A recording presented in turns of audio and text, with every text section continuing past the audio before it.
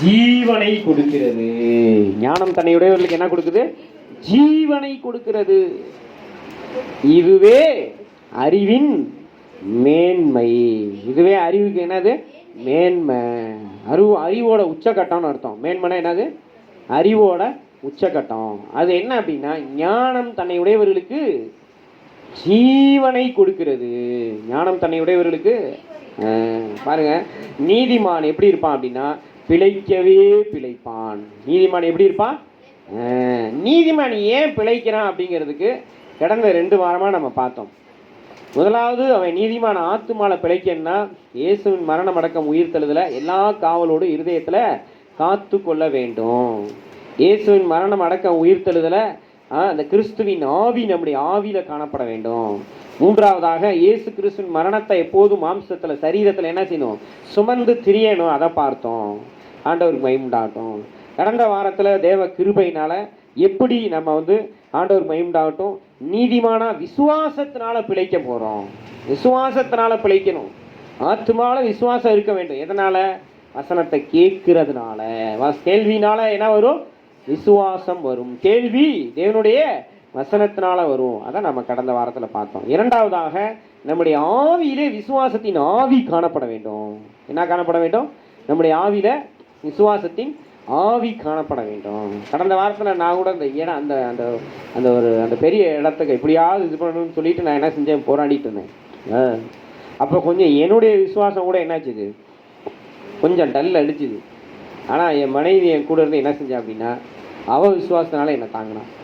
விடுங்க, கர்த்தர் பார்த்துக்குவார், கர்த்தர் சித்தமானா கிடைக்கும் அப்படி என்ன செஞ்சாங்க? கொஞ்சம் அப்படி தாங்கினாங்க. ஏன்னா அந்த இடத்த கம்ப்ளீட்டாக ரெடி பண்ணி எல்லாம் செய்யணும். கிட்டத்தட்ட 3-3.5 லட்சம் தேவைப்படுற அளவுக்கு அதில் அந்த காரியங்களாக இருந்தது. எல்லாம் பிளான் பண்ணி பார்த்தா. அப்போ ஆண்டவர் சமூகத்தில் காத்துது அதிகமாக ஜெபிச்சுக்கிட்டே இருந்தேன். வீட்டு காரியங்களை சிந்தனையே செலுத்த முடியல. அது ரொம்ப டிப்ரெஷனாக என்னாச்சு? தலைவலி பயங்கரமாக, மண்டை வலி பயங்கரமாக எடுத்துக்கிச்சு. ஆண்டவர் பார்த்தீங்கன்னா கிட்டத்தட்ட அட்வான்ஸ் தொகையெல்லாம் ரெடி பண்ணுற அளவுக்கு கர்த்தர் என்ன செஞ்சிட்டாரு? கிருபையெல்லாம் கொடுத்துட்டாரு. ஆனால் பார்த்தீங்க அப்படின்னா ஆண்டவர் அங்கே போகாமல் தடுத்து இங்கே கொண்டு வந்துட்டார். அல்லேலூயா. அதுவும் பார்த்தீங்க, அந்த சகோதரி எளிமையும் சிறுமையுமானவங்களாக இருக்கிறாங்க. அவங்கள கொண்டு தேவன் பெரிய காரியத்தை செஞ்சார். அல்லேலூயா. கர்த்தர் நல்லவர். அப்போ பாருங்கள், நம்முடைய விசுவாசம் சோர்ந்து போகும்போதெல்லாம் ஆண்டவர் விசுவாசத்தின் ஆவியை நம்மோடு இருக்கிறவர்கள் மூலமாக நமக்குள்ளே என்ன செய்கிறாரு? தட்டி எழுப்புகிறாரு. ஆண்டவருக்கு மகிமை உண்டாகட்டும். அப்போ உங்களுடைய விசுவாசம் ஏன் சோர்ந்து போகுது அப்படின்னா, சூழ்நிலைகளை பார்க்கும்போது நம்மளாம் மாம்சத்தில் தானே இருக்கிறோம். அப்போ நம்முடைய விசுவாசம் தட்டி எழும்பும்போது தேவன் ஒரு புதிய வாசலை திறக்கிறார்.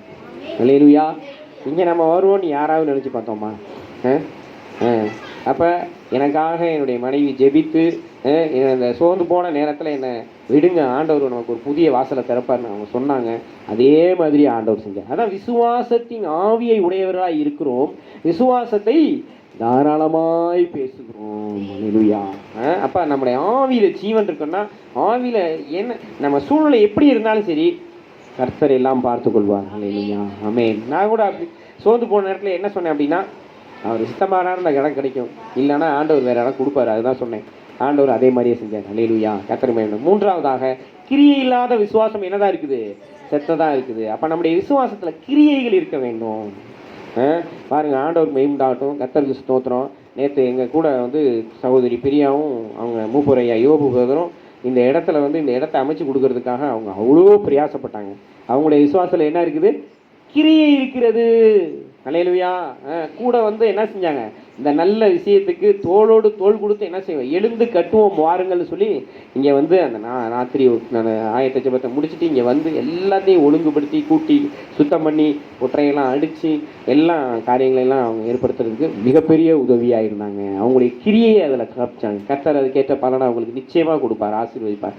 ஆண்டவர் மகிமையுண்டாகட்டும். அப்போ பாருங்கள், நம்முடைய ஆத்துமால விசுவாசம் ஜீவனை கொடுக்கிறது. நம்முடைய ஆவில விசுவாசம் ஜீவனை கொடுக்கிறது. நம்முடைய சரீரத்தில் விசுவாசம் ஜீவனை கொடுக்கிறது. ஏன்னா நீதிமான் பிழைக்கவே பிழைப்பான். இயேசு கிறிஸ்து அவருடைய ரத்தத்தினால அவனை நீதிமானாக்கிறதே எதுக்காக அப்படின்னா, நம்ம சிரசில் ஆசீர்வாதம் தங்கணும். கர்த்தருடைய ஆசீர்வாதம் ஐஸ்வர்யத்தை தரும், அவர் அதனோட வேதனையை கூட்டுவதில்லை. அந்த ஆசீர்வாதம் நம்ம சிரசில் தங்கணும் அப்படின்னா நாம் பிழைக்க வேண்டும். மூன்றாவதாக இன்றைக்கு நம்ம பார்க்கிறோம், ஞானத்தினால பிழைக்கிறது எப்படி? எதனால பிழைக்கணும்? முதல்ல இயேசு கிறிஸ்துவின் மரணமடக்கம் உயிர்த்தெழுதல்னால பிழைக்கிறத குறித்து பார்த்தோம். ரெண்டாவது விசுவாசத்தினால பிழைக்கிறத குறித்து பார்த்தோம். மூன்றாவது ஞானத்தினால பிழைக்க வேண்டும். வேதம் சொல்லுது ஞானம் தன்னை உடையவர்களுக்கு என்னத்தை கொடுக்குமா? ஜீவனை கொடுக்கும். ஒரு நீதிமான் எப்போதும் இயேசு கிறிஸ்துவனுடைய அந்த ஞானமாகிய இயேசு கிறிஸ்துவனால பிழைக்கணும். ஞானமாகிய இயேசு கிறிஸ்துவனால என்ன செய்யணும்? பிழைக்கணும். ஆண்டவருக்கு மகிமையுண்டாகட்டும். வேகமாக எடுத்து ஒரு சில வசனங்களை வாசிங்க. நீதிமொழிகள் 8:18-19 ஆகுது. நீதிமொழிகள் 8 வசனம் வாசிக்கும் போது நல்லா கவனமாக கேளுங்க. நீதிமொழிகள் 8:18-19 20-21.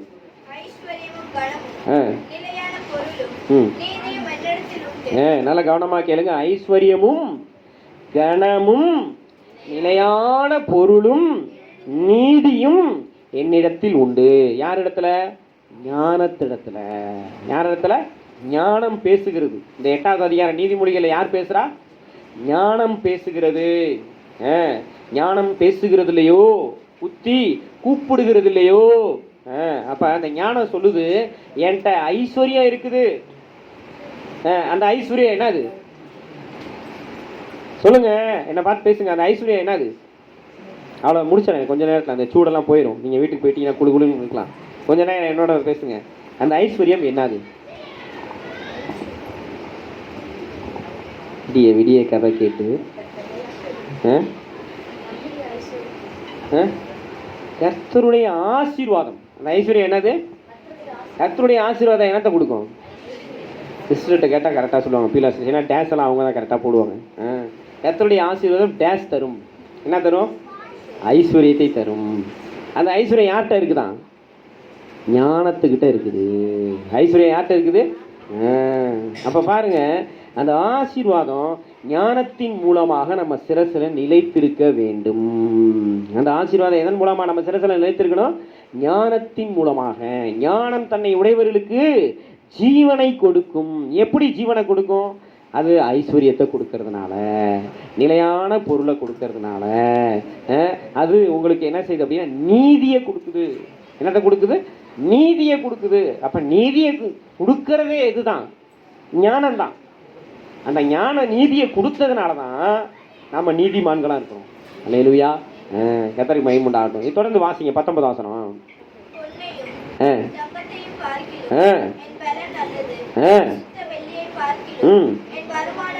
பார்த்தீங்களா? அப்ப அந்த பொண்ணு வெள்ளி இதெல்லாம் விட என்னுடைய வருமானம் நல்லதுன்னு ஞானம் சொல்லுது. இதை தான் சங்கீதக்காரன்னு சொல்றான்.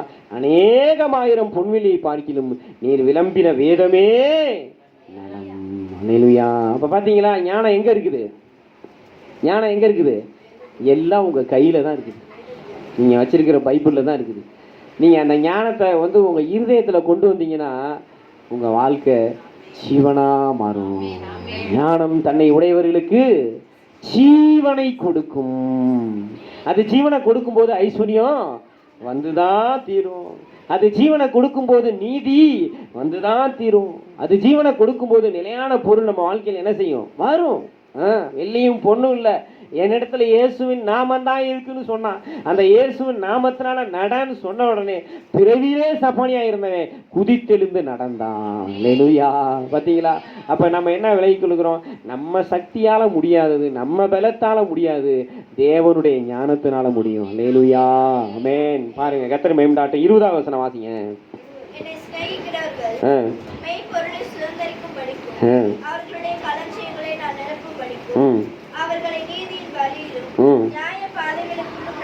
பார்த்தீங்களா? களஞ்சியங்கள் நிரம்பி இருக்கணுங்க. எப்படி இருக்கணும்? களஞ்சியங்கள் எப்படி இருக்கணும்? நிரம்பி இருக்கணும். அதுதாங்க உண்மையிலே ஒருத்தனுக்கிட்ட ஞானம் இருக்குது அப்படின்னா அவனுடைய களஞ்சியம் நிரம்பி இருக்கும். அல்லேலூயா.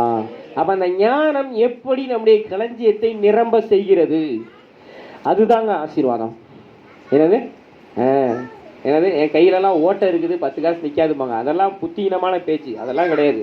நீங்கள் தேவ ஞானத்தை தேடுங்க, உங்கள் களஞ்சியம் பூரணமாக நிரம்பி இருக்கும். அல்லேலூயா. நம்ம களஞ்சியம் பூரணமாக நிரம்பணும்னா அந்த தேவ ஞானம் நம்மளை எப்படி நடத்தும், அதை தான் இன்றைக்கி நம்ம ஒரு 3 காரியத்தை பார்க்க போகிறோம். எத்தனை காரியத்தை பார்க்க போகிறோம்? கர்த்தருக்கு மகிமை உண்டாகட்டும். எடுத்து வேகமாக வாசிங்க. யோபு 11:6-7 எடுத்து வாசிங்க. யோபு 11:6-7. யோபு 11:6-7. உமக்கு ஞானத்தின் ரகசியங்களை வெளிப்படுத்தினால் ம். நலமாயிருக்கும். ம். உள்ளபடி பார்த்தால் ஆ. அது இரட்டிப்புள்ளதாய் இருக்கிறது. ஆ. ஆகையால் உம்முடைய அக்கிரமத்திற்கு ஏற்றபடி ம். தேவன் உம்மை தண்டிக்கவில்லை என்று அறிந்து கொள்ளும். ம். தேவனுடைய அந்தரங்க ஞானத்தை நீர் ஆராய்ந்து ம். சர்வ வல்லவருடைய சம்பூரணத்தை நீர் அறியக்கூடுமோ? தேவனுடைய அந்தரங்க ஞானத்தை நீர் ஆராய்ந்து சர்வ வல்லவருடைய சம்பூரணத்தை அறியக்கூடுமோ? பார்த்தீங்களா? இப்போ இந்த உலகத்தில் என்ன திரும்ப செய்வாங்க, வருஷத்துக்கு ஒரு தடவை இந்த உலகத்திலேயே யார் பணக்காரங்கிறத என்ன செய்வாங்களாம், கணக்கெடுத்து ஒரு புள்ளி விவரத்தில் சொல்லுவாங்களாம். இன்றைக்கி உலகத்திலேயே பெரிய பணக்காரர் யார் தெரியுங்களா? ஒரு காலத்தில் பில்கேட்ஸ் இருந்தார். இன்னைக்கு யார் இன்னைக்கு? அம்பானிலாம் இல்லை, எலான் மஸ்க். யார்? அமெரிக்காக்காரங்க தான் எப்போவுமே பெரிய ஆள். இந்தியாவில் இந்தியாவுக்கு தான் பெரிய ஆள். நான் சொல்கிறது உலகத்துக்கே பெரிய பணக்காரன் யார் தெரியுங்களா? எலான் மஸ்க்குங்கிறாங்க. அப்போ ஆண்டவர் சொல்கிறாரு பாருங்க, இந்த உலகத்தில் எலான் மஸ்க்கு பெரிய பணக்காரங்கிறத என்ன செஞ்சிட்டோம், கணக்கு பண்ணி சொல்லிட்டாங்க. ஆனால் ஆண்டவர்கிட்ட இருக்கிறத கணக்கு பண்ண எந்த கொம்பனாலையும் முடியாது. அல்லேலூயா. ஆண்டவர் சொல்கிறாரு, சர்வ வல்லவருடைய சம்பூரணத்தை ஆராய்ந்து தெரிஞ்சுக்குவியான்னு கேட்குறாரு. பாருங்க, அவர்கிட்ட கோடி கணக்கான கோடி எண்ண முடியாது நட்சத்திரங்களை எண்ணி வச்சிருக்கிறார்ப்பா. நம்ம அப்பா யாரு? நட்சத்திரங்களை எண்ணி வச்சிருக்கிறாரு. நீங்கள் என்னவோ நம்ம அப்பா வந்து யார், பிச்சைக்கார மாதிரி அப்படி நீ நம்ம நினைக்கக்கூடாது. அதுதான் நம்மக்கிட்ட இருக்கிறத புத்தியினம், மதிகேடு. அந்த புத்தியினத்தை நம்ம நீக்கி போட்டுறணும். அந்த புத்தியினத்தை என்ன செய்யணும்? நீக்கி போடணும். ஞானத்துக்குள்ளாக வாங்க. அவருடைய அந்தரங்க ஞானம், அவருடைய சம்பூரணத்தை அறிய எவனாலையுமே முடியாது. நேலுயா. ஆனால் அவரால் முடியும். நேலுயா. இன்னைக்கு வந்து அவர் ஃபிங்கர் டிப்பில் வச்சிருக்கிறார். அவர்கிட்ட என்னென்ன இருக்குது, எல்லாம் பரலோக பொக்கிஷங்கள்லாம் என்னென்ன இருக்குதுன்னு ஃபிங்கர் டிப்பில் வச்சிருக்கிறார். அவ்வளோ பெரிய ஞானமுள்ள தேவனை நம்ம என்ன செய்கிறோம்? ஆராதிக்கிறோம். ஏங்க அவர் அவ்வளோ பெரிய ஞானமுள்ள தேவனாக இருக்கிறாரு? 1 கொரிந்தியர் 1:31 எடுத்து வாசிங்க. 1 கொரிந்தியர் 1:31. அவரே தேவனால் நமக்கு ஞானமும். வசனத்தை குறிச்சிக்கோங்க கிறிஸ்டி சிஸ்டர். வீட்டில் போய் உட்காந்து பொறுமையாக வாசிங்க. பேப்பர் வேணால் கொடுங்க உங்களுக்கு. சிஸ்டருக்கு ஒரு பேப்பர் கொடுங்க. வசனத்தை குறிச்சிக்கிட்டிங்கன்னா உங்களுக்கு ரொம்ப யூஸ்ஃபுல்லாக இருக்கும். இந்தாங்க, இந்த பேப்பர் வேணுங்கிறவங்களுக்கு இந்த பேப்பர் இஷ்யூ பண்ணுங்கள். மீதி இருக்கிறத இவங்கள்ட்ட கொடுத்துருங்க சிஸ்டர்கிட்ட. பாருங்க, அவரே தேவனால் நமக்கு ஞானமாக இருக்கிறார். யாரு? இயேசு கிறிஸ்து. அல்லேலூயா. அப்போ பிதா அவ்வளோ பெரிய சம்பூரணராக இருக்கிறாருன்னா அது காரணம் யார் தெரியுமா? இயேசு கிறிஸ்து. அல்லேலூயா. பிதா எதை செஞ்சாலும் இயேசுக்காக தான் செய்வார். பிதா எதை செஞ்சாலும் யாருக்காக செய்வார்? இயேசுக்காக தான் செய்வார். இயேசுவை கொண்டு தான் செய்வார். இயேசுவால் தான் செய்வார். அல்லேலூயா. அப்போ பாருங்க, ஏன் இவ்வளோ பெரிய வானங்களும் வானாதி வானங்களும் கொள்ளாதவராக பரலோகத்தில் பெரிய பெரிய பொக்கிஷ சாலையெல்லாம் ஆண்டவர் வச்சிருக்கிறார் அப்படின்னா அது எல்லாம் இயேசுவால தான். ஆமென். அப்போ நம்ம வாழ்க்கையில் அந்த ஞானமாகிய இயேசு சொல்கிறாரு, உன் களஞ்சியங்களையெல்லாம் நான் நிரப்புவேன்னு சொல்லுகிறார். உன்னை நீதியின் பாதையில் நடத்துவேன்னு சொல்கிறார். மெய் பொருளை உனக்கு தருவேங்கிறாரு. உனக்கு ஐஸ்வர்யத்தை தருவேன்னு சொல்கிறாரு. அந்த இயேசு நமக்கு ஞானமாக மாறும்போது நம்ம களஞ்சியங்கள் பூரணமாய் நிரம்பும். அல்லேலூயா. 3வது ஒரு வசனத்தை வாசிங்க. ஏசாயா 11:2. ஏசாயா 11:2.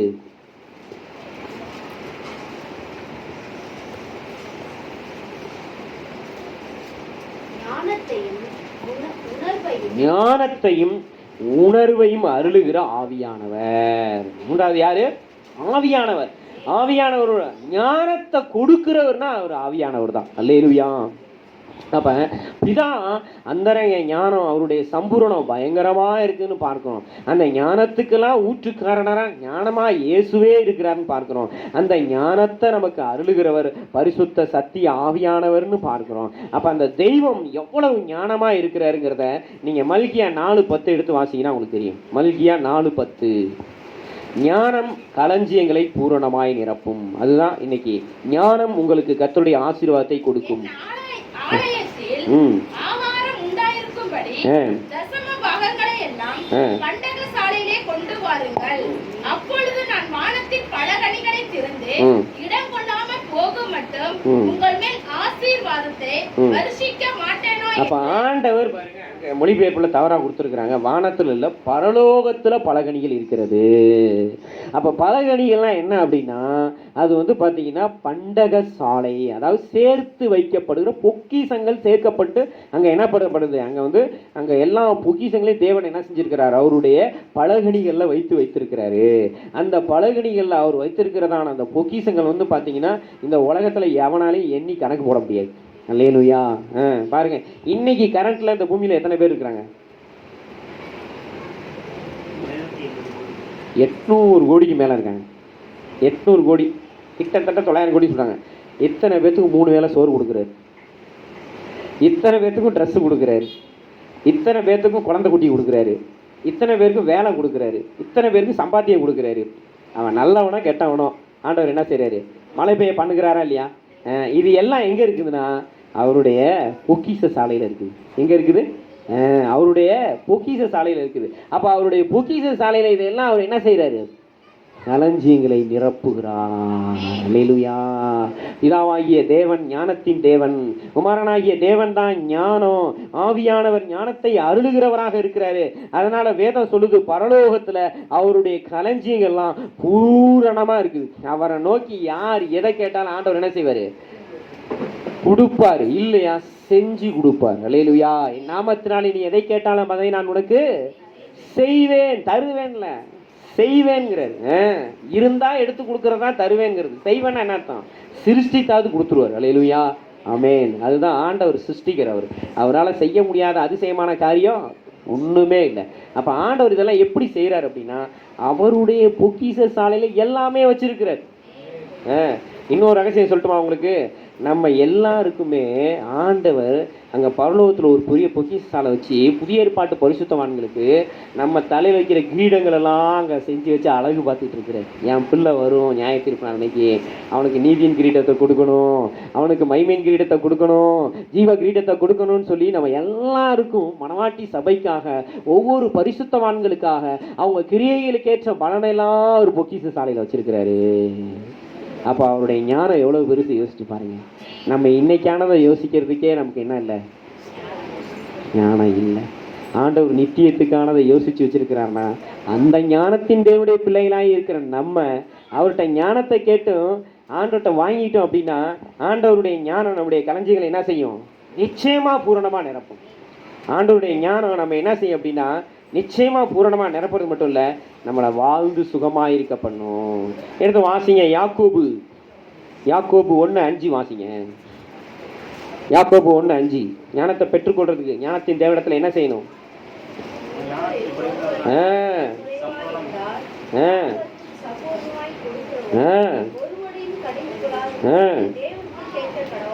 ஆமேன். அவர் பாருங்க ஞானமா என்ன செய்யறாரு, ஒருத்தனையுமே இந்த கிருபையின் காலத்துல கடிந்து கொள்றதே கிடையாது. நீதி செய்கிறவன் நீதி செய்யட்டும், அநியாயம் செய்கிறவன் அநியாயம் செய்யட்டும், எல்லாத்தையும் நான் நியாய தீர்ப்பு நாளை பார்த்துக்குவேன். இப்போ நம்மளை ஏன் அவர் கடிந்து கொள்ள தெரியுமா? இப்போ அவர் தம்முடைய குமாரனை நமக்காக கொடுத்துருக்கிறாரு. நம்ம இயேசுவின் ரத்தத்தின் மூலமாக தேவனை நோக்கி இயேசு நாமத்தில் கூப்பிடும்போது அவர் உடனே மனது உருகி எவ்வளவு மோசமான நபராக இருந்தாலும் உங்களை நீதிமானா மாற்றுவார். அவர் ஞானத்தை கொடுக்கிறவர். அவரை குறித்து வேதம் சொல்லுது, எப்படி கொடுப்பார் அவர்? கஞ்சத்தனமாக பிசினித்தனமாக கொடுக்க மாட்டார். அவர் எப்படி கொடுப்பாரு? சம்பூரணமாய் கொடுக்கிறவர். அவருடைய சர்வ வல்லவருடைய சம்பூரணத்தை நீ ஆராய்ச்சி பார்த்துருக்கிறியா? அந்த சம்பூரணமா நமக்கு எல்லாருக்காகவும் தன்னுடைய சொந்த குமாரனையை கொடுத்தார். அப்ப அந்த சொந்த குமாரனை கொடுத்தவர் அங்க ரோமர் 8:32 சொல்லுது, எடுத்து வாசிக்க வேண்டாம் நேரம் இல்லை. அவர் சகலத்தையும் அவரோடு கூட அருளாது இருக்கிறது எப்படி? அப்ப நமக்கு என்ன வேணும்? ஞானம் வேணும். நமக்கு என்ன வேணும்? ஞானம் வேணும். அப்ப ஞானத்தை ஆண்டவர்கிட்ட கேளுங்க, பிதாங்கிட்ட. என் களஞ்சியங்கள் பூரணமா நிரம்பணும் ஆண்டவரே. ஞானம் வந்துருச்சுன்னா ஐஸ்வர்யம் வரும், ஞானம் வந்துருச்சுன்னா நீதி வரும், ஞானம் வந்துருச்சுன்னா நிலையான பொருள் வரும், ஞானம் வந்துருச்சுன்னா உங்க களஞ்சியங்கள் பரிபூரணமா நிரம்பும். அதனால தான் அந்த ஞானத்தின் பிதா எப்படி இருக்கிறாரு, ஞானமாகிய குமாரன் எப்படி இருக்கிறாரு, ஞானத்தை அருளுகிற ஆவியானவர் எப்படி இருக்கிறாரு. பரலோகத்துல இன்னும் எத்தனையோ 1000 லட்சம் வருஷங்களுக்கு அப்புறம் நடக்கக்கூடிய காரியத்தெல்லாம் இப்ப வெல் ப்ரிப்பேர் பண்ணி வச்சிருக்கிறார். வெல் ப்ரிப்பேர் பண்ணி வச்சிருக்கிறார். பரலோகத்தில் அவருடைய பொக்கிஷ சாலையில் நம்ம எல்லாருடைய தலையில் வைக்கக்கூடிய கிரீடங்களும் நம்ம எல்லாருக்கும் கொடுக்கக்கூடிய வெண் வஸ்திரங்களெல்லாம் தக தக தக தகன்னு மின்னிட்டு இருக்குது, இப்போ சொலிச்சுக்கிட்டு இருக்குது. எல்லாவற்றையும் அவர் எப்படி செய்கிறாருன்னா ஞானமாய் செய்கிறார். அந்த தேவன் இன்றைக்கு நமக்கு அந்த ஞானத்தை கொடுத்தாருன்னா நம்ம வாழ்கிற நாட்களில் தெய்வத்துக்காக நம்ம என்ன செய்யணுமோ அதை ஐஸ்வர்யத்தோடு செய்யலாம், சம்பூர்ணமாக செய்யலாம், குறையில்லாமல் செய்யலாம், நிறைவாக செய்யலாம். அந்த ஞானத்தை தான் இன்றைக்கு ஆவியானவர் உங்கள் மத்தியில் வெளிப்படுத்தி கொண்டு இருக்கிறாரு.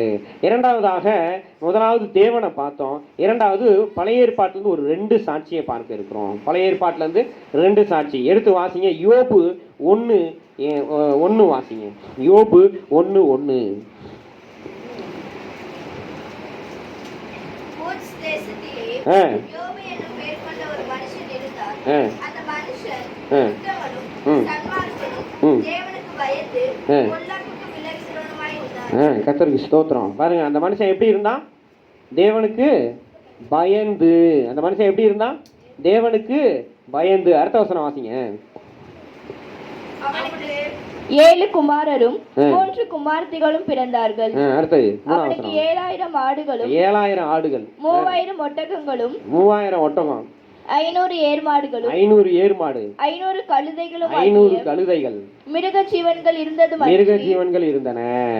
பார்த்தீங்களா? அந்த ஞானம் இருந்ததுனால தான் இவ்வளவு சம்பூர்ணம் அவனுக்கு இருந்தது. அந்த ஞானம் தான் என்னது? கர்த்தருக்கு பயப்படுகிற பயம், ஞானத்தின் ஆரம்பம். நீதிமொழிகள் 1:7 எடுத்து வாசிங்க. நீதிமொழிகள் 1:7. இதான் ரொம்ப முக்கியம். அந்த ஞானம்னா என்ன? இங்கதான் உடைக்கிறார் ஆவியானவர், வெளிப்பாட்டை உங்களுக்கு கொடுக்குறாரு. கர்த்தருக்கு பயப்படுதல் தான் ஞானத்தின் ஆரம்பம். ஞானம் அப்பதான் உங்க வாழ்க்கையில என்னது? உதிக்குது. ஞானம் உங்க வாழ்க்கையில என்ன செய்யும்? உதிக்கும். கர்த்தருக்கு பயப்படுற பயம் வரலன்னா நீ சாகிற வரைக்கும் முட்டா பையன் தான். என்னடா அப்படி சொல்கிறேன்னு தயவு செஞ்சு என்னை மன்னிச்சிருங்க. எனக்கும் அதுதான் சத்தியம். எனக்கும் அதுதான் என்னது? சத்தியம். இது வசனம் இருபுறமாக கருக்குள்ளப்பட்டயம். பேசுகிறவனை மட்டும் விட்டு வைக்காது. நீ வசனத்தை சொல்லிட்ட, நீ வந்துருலாம் சொல்லாது. நான் ஞானமாக இருந்தால் தான் நான் போக முடியும். நீங்கள் ஞானமாக இருந்தால் தான் நிறைஞ்சிருக்க முடியும். நீங்களும் நல்ல மகிமையின் ஐஸ்வர்யங்களை பெற்றுக்கொள்ள முடியும் நித்தியத்தில். அதுக்கு தான் ஞானத்தின் ஆவியான நம்மளோடு கூட பேசுகிறாரு. அப்போ இந்த கர்த்தருக்கு பயப்படுற பயம்னா என்ன? அடுத்தது போகிறோம். எங்கே போகிறோம்? முதல்ல ஞானம்னா என்ன? கர்த்தருக்கு பயப்படுற பயம். இப்ப கர்த்தருக்கு பயப்படுற பயம்னா என்ன? நீதிமொழிகள் 8:13 வாசிங்க. தீமையை வெறுப்பதே கர்த்தருக்கு பயப்படும் பயம். தீமையை வெறுக்க வேண்டும். தீமை என்ன செய்யணும்? வெறுக்கணும். தீமையோடு விளையாடாதீங்க. தீமைனா என்ன? தீமைனா பிசாசு, தீமைனா பாவம், மீறுதல், அக்கிரமங்கள், தீமைனா சாபங்கள். அப்ப களஞ்சியம் பூரணமா நிறையணும் அப்படின்னு சொல்லிட்டு உங்க களஞ்சியம் ஓட்டையா இருந்தா, தீமை இருந்துச்சுன்னா உங்க களஞ்சியம் ஓட்டையா தான் இருக்கும். நீங்க போடுறது பூரா எங்க போகும்? ஒத்த பையில போட்டா எங்கேயும் போவோம்? எல்லாமே ஒண்ணுமே இருக்காது. அப்ப நம்ம ஞானமா என்ன செய்யணும் அப்படின்னா தீமையை வெறுக்க வேண்டும். நம்ம களஞ்சியம் பூரணமா நிரம்பணும் அப்படின்னா அதுக்கு இருக்கிற தீமை என்னங்கிறத கண்டுபிடிக்கணும். அதுக்குள்ள இருக்கிற ஓட்டையும் முதல்ல அடைக்கணும். நம்ம களஞ்சியம் பூரணமா நிரம்பணும்னா நமக்கு ஞானம் வேணும்.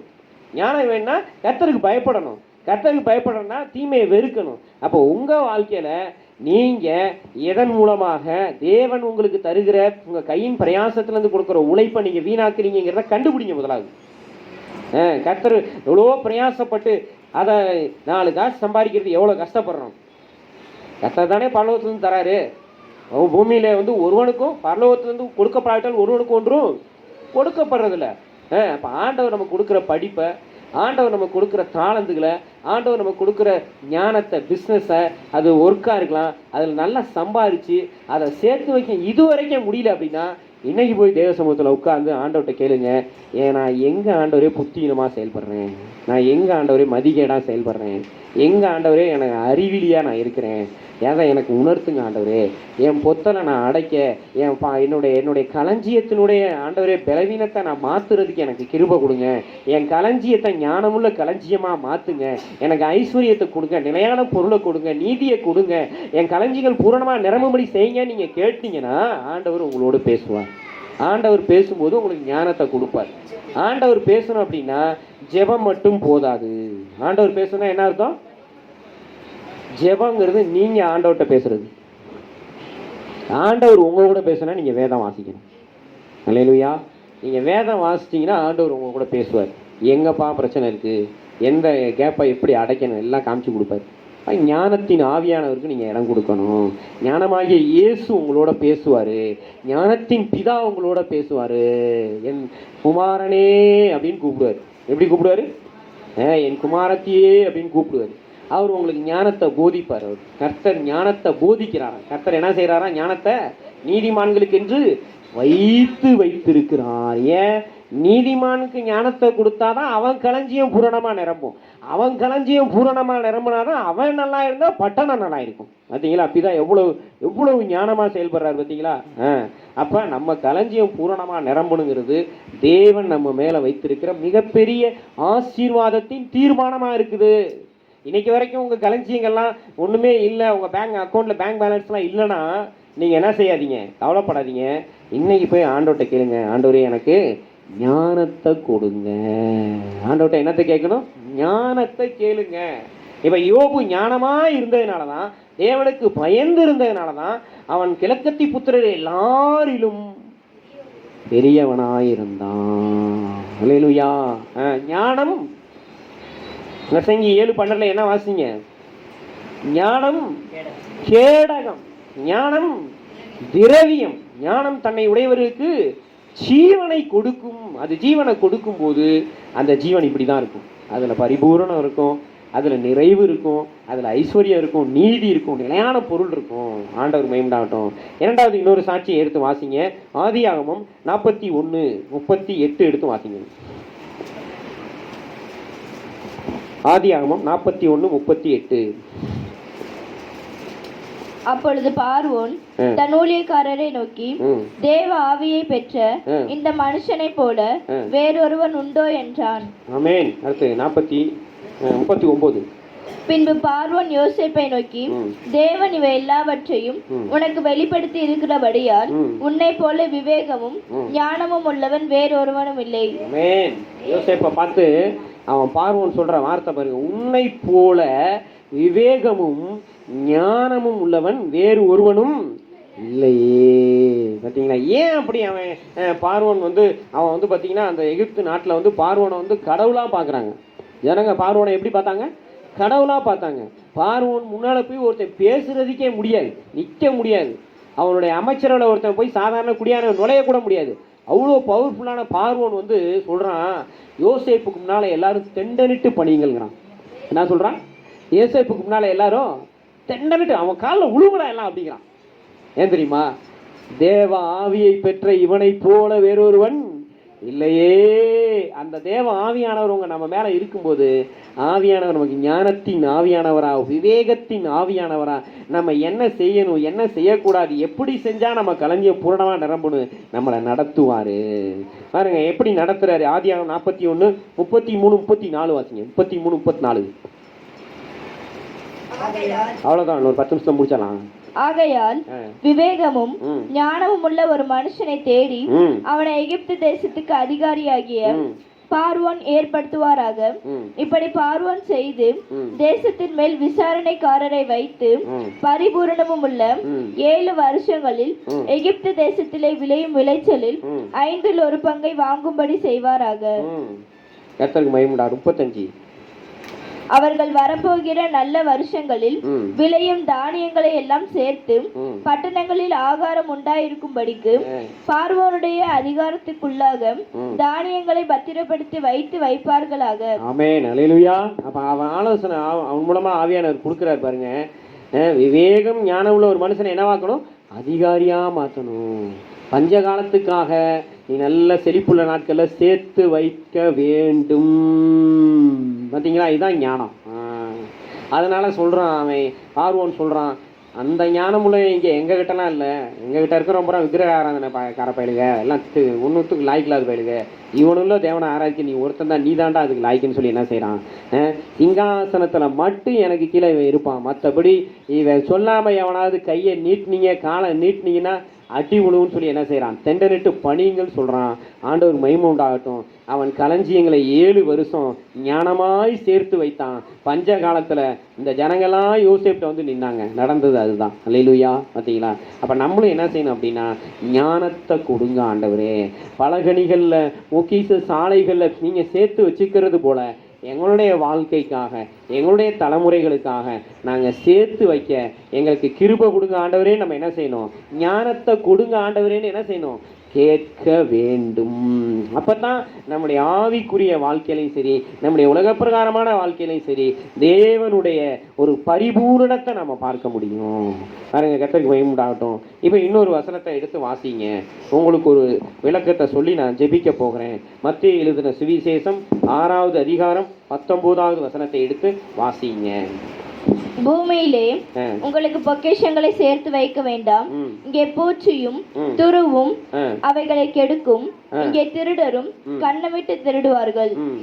சரி, அப்ப ஆண்டவர் என்ன சொல்றாரு, பூமியில உங்களுக்கு பொக்கிஷங்களை சேர்த்து வைக்க வேண்டாம். அப்ப ஆண்டவர் பொக்கிஷங்கள்னு இங்க சொல்றது என்ன அப்படின்னா, விலை மதிக்க முடியாத காரியங்களுக்கு பேர் தான் என்னது, பொக்கிஷங்கள். நாங்க ஆதி நாட்கள்ல இந்த வசனத்தை தவறா புரிஞ்சு கொண்டு பெந்தெகோஸ்தே ஊழியங்களில் சிபிஎம்ல இருக்கும்போதெல்லாம் இந்த உலகத்தில் நம்ம இருக்கிற வரைக்கும் தரித்திரமாக தான் வாழணும், காசு பணம்லாம் சேர்த்து வைக்கக்கூடாது, தவறாக நடத்தப்பட்டுட்டோம். ஆனால் உண்மை என்ன அப்படின்னா, ஆண்டவர் விலை உயர்ந்த பொக்கிஷங்களை தான் சேர்த்து வைக்க வேணாங்கிறார். உங்கள் வீட்டில் யார்கிட்டயாவது டைமண்ட் இருக்குதா? இருந்தால் கொண்டு வந்து கொடுத்துருங்க. டைமண்ட்லாம் சேர்த்து வைக்காதீங்க. ஆமாம் ஆமாம், வெளியேறப்பட்ட அந்த பொக்கிஷங்களை ஏதாவது வச்சுருக்கிறீங்களா? ஏதாவது இருக்கா? இருந்துச்சுன்னா கொண்டு வந்து கொடுத்துருங்க, ஊழியத்துக்கு பயன்படுத்திக்கலாம். ஏன்? அர்த்த வசனம் வாசிங்க, அர்த்த வசனம் வாசிங்க. உங்களுக்கு பொக்கிஷங்களை சேர்த்து வையுங்கள். பொக்கிஷங்களை நம்ம எங்க சேர்த்து வைக்கணும்? பரலோகத்துல சேர்த்து வைக்கணும். பூமியில பொக்கிஷங்களை சேர்த்து வைக்காங்க. வைரம், வைடூரியம், அது இது விலை உயர்ந்து, இது எவ்வளவு தெரியுமா, இத்தோடு தான் இருக்கு, இது 3 கோடி அப்படின்னா அதெல்லாம் இங்கே கொண்டு வந்துருங்க, ஆண்டவர் கொடுத்துருங்க. உங்களுக்கு பரலோகத்துல பொக்கிஷம் வந்துடும். புரியுதுங்களா? ஆனா உங்க பிள்ளைங்க படிக்கிறதுக்கு, உங்க குடும்பம் நடத்துறதுக்கு, உங்க எதிர்கால வாழ்க்கைக்காகலாம் நீங்க என்ன செஞ்சு தான் ஆகணும், சேர்த்து வச்சு தான் ஆக வேண்டும். புரியுதா? அதுக்கு பேர் தான் என்னது, ஞானம். இப்போவே நீங்கள் 80 வயசில் இருக்கிற மாதிரி கற்பனை பண்ணிவிட்டு அந்த 80 வயசுக்கு உங்களுக்கு என்ன வேணுமோ அதை இப்போவே சேர்க்க ஆரம்பிச்சிருங்க. 80 வயசில் போயிட்டு பையன் எனக்கு சோறு போடலன்ட்டு ஊரெல்லாம் சொல்லிட்டு என்ன செய்யக்கூடாது, பைத்தியம் மாதிரி அலையக்கூடாது. பையன் சோறு போட்டானா போடல இல்லையா, நமக்கு சோறு போடுறது யாரு, நம்ம ஞானமாகிய இயேசு. இப்போவே நீங்கள் சேர்த்து வச்சுக்கிட்டோன்னா 80 வயசில் உட்காந்து திங்கலாம். அவனுக்கு ஒரு கஷ்டம் வந்தால் கூட நம்ம என்ன செய்யலாம், இந்தாப்பா வச்சுக்கப்பா, என்னால் முடிஞ்சதுப்பான்னு என்ன செய்யலாம், உதவி செய்யலாம். நம்ம சாகுற வரைக்கும் நம்ம அடுத்தவங்கள்ட்ட என்ன செய்யக்கூடாது. வேதம் சொல்லுது, வாங்குறதை பார்க்கிலும் கொடுப்பதே பாக்கியம். ஏன் எடுத்து எடுத்து கொடுத்தான், வந்து சோறுன்னு சொல்லி வந்து நிற்கிறவனுக்கெல்லாம். தம்பிக்கு என்ன செஞ்சான், 5 மடங்கு கொடுத்தான். பென்யமீனுக்கு எத்தனை மடங்கு கொடுத்தான், 5 மடங்கு. நல்லா சாப்பிட்றா, ரத்தம் துடிக்குது தம்பிக்காக என்ன செய்யுது, ரத்தம் துடிக்குது. அப்போ வெறுங்கையோட இருந்தால் யோசப்பையெல்லாம் கொடுத்துருக்க முடியுமா? ஞானத்தை ஆண்டவர் கொடுத்தாரு, அவனுடைய களஞ்சியங்கள் நிரம்பிடுச்சு, எகிப்துக்கே அதிகாரியாக உயர்த்தினார். அதுபோல் நீங்கள் இந்தியாவுக்கு, தமிழ்நாட்டுக்கெலாம் அதிகாரியாக மாறலனா கூட உங்கள் குடும்பத்துக்கு அதிகாரியாக மாறுங்க. உங்கள் குடும்பத்துக்காக சேர்த்து வைங்க. உங்கள் குடும்பத்துக்காக நான் யார்கிட்டையும் போய் நிற்காதீங்க. கர்த்தர் உங்களை ஆசீர்வதித்து வருகிறதுனால நீயோ கடன் வாங்காதிருப்பாய், அநேகருக்கு கடன் கொடுப்பாய். நம்ம எல்லாரும் எழுந்து நிற்போமா? இந்த ஞானத்தின் ஆவியை எனக்கு கொடுங்காண்டவரேன்னு கேட்போமா? எந்த சூழ்நிலை, இன்னைக்கு உங்கள் சூழ்நிலை எப்படி இருந்தாலும் அதை குறித்து நீங்கள் வேதனைப்படாதீங்க, கவலைப்படாதீங்க. ஆனால் அந்த ஞானத்தின் ஆவியானவர் உங்கள் வாழ்க்கையில் வரும்போது உங்கள் களஞ்சியங்கள் பூரணமாக நிரம்பும். ஞானத்தின் ஆவியானவர் உங்கள் வாழ்க்கையில் வரும்போது உங்களுடைய ஐஸ்வர்யம், கர்த்தருடைய ஆசீர்வாதம் உங்கள் மேலே வந்து இறங்கும். நீங்கள் யோசனைகள், ஆவியானவர் உங்களுக்கு யோசனைகளை கொடுப்பார், இதை செய்யுங்க, இப்படி செய்யுங்கன்னு. அந்த யோசனையின்படி செஞ்சீங்க அப்படின்னா கர்த்தருடைய யோசனையே நிலை நிற்கும். ஆண்டவர் உங்களுக்கு நிலையான பொருளை கொடுப்பாரு. ஆண்டவர் உங்க களஞ்சியங்களை பூரணமா நிரப்புவாரு. நீங்க வாரி இறைக்கிறவர்களாக, ஏழைகளுக்கு கொடுக்கிறவர்களாக உங்க நீதி என்றென்றைக்கு நிற்கும். உங்க கொம்பு மகிமையாய் உயர்த்தப்படும். ஆண்டவரை நோக்கி ஸ்தோத்திரம் பண்ணுங்க. ஆண்டவரே, அந்த ஞானத்தை, யோபுக்கு கொடுத்த ஞானத்தை எனக்கு கொடுங்க.